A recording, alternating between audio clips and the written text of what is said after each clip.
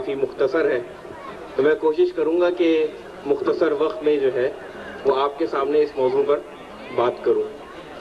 میں سب سے پہلے تو شکریہ ادا کروں گا کہ سلمان ولی کامل، جن کے نام میں بھی اختلاف پایا جاتا ہے، ان کی نظر التفات ان پر پڑی اور وہی ماجرا ہوا جس کی تمنا شاعر نے یوں کی تھی کہ آنا کے خاک را با نظر کیمیا کنند، آیا بود کے گوشہ چشمے بما کنند۔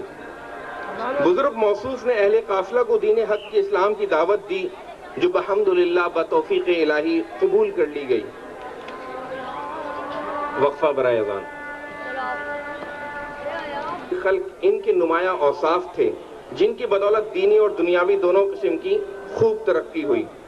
19ویں صدی میں انگریز کے خلاف جنگ آزادی شروع ہوئی تو اس برادری کے افراد نے اپنی دینی تقاضوں کو پورا کرتے ہوئے حسب توفیق اس میں حصہ لیا اور بڑی قربانیاں دیں، لیکن فتح انگریز کو ہوئی جس نے چن چن کر اپنے مخالفین بلکہ مشکوک افراد کو بھی سرے بازار پھانسیاں دینا شروع کر دیں، اور یہ کیفیت تھی کہ جسے دیکھا حاکم وقت نے یہ کہا کہ یہ بھی قابل دار ہے۔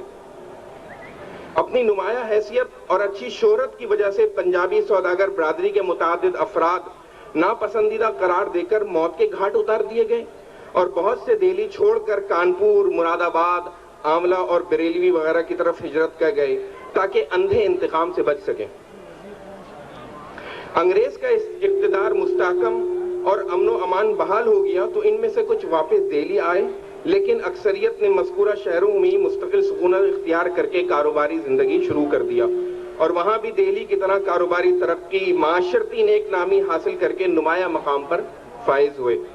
تقسیم ہند کے موقع پر پنجابی سوداگر برادری کی اکثریت نے ایک بار پھر ہندوستان کے مختلف شہروں سے ہجرت کی اور پاکستان چلے آئے، جہاں انہوں نے کراچی، لاہور، سکھر اور ڈھاکہ، چاٹگام وغیرہ میں سکونت اختیار کی اور کاروباری زندگی ایک بار پھر از سر نو تدبیر شروع کر دی۔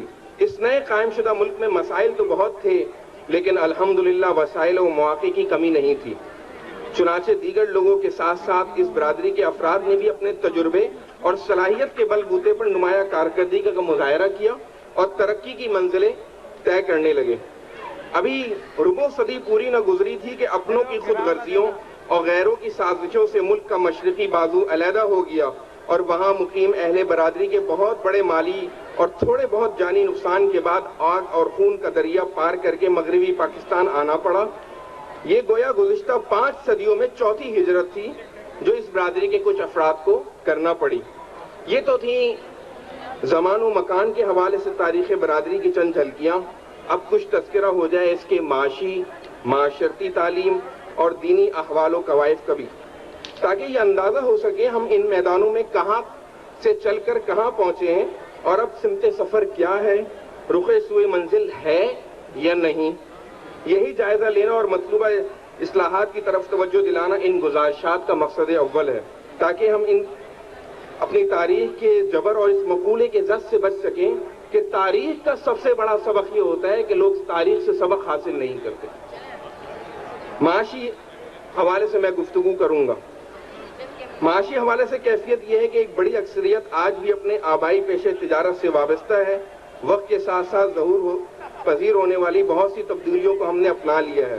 روایتی بساط خانے سے منسلک تو اب بھی ہیں، لیکن صرف اس تک محدود نہیں بلکہ کارپوریٹ کلچر میں بھی قدم رکھ چکے ہیں۔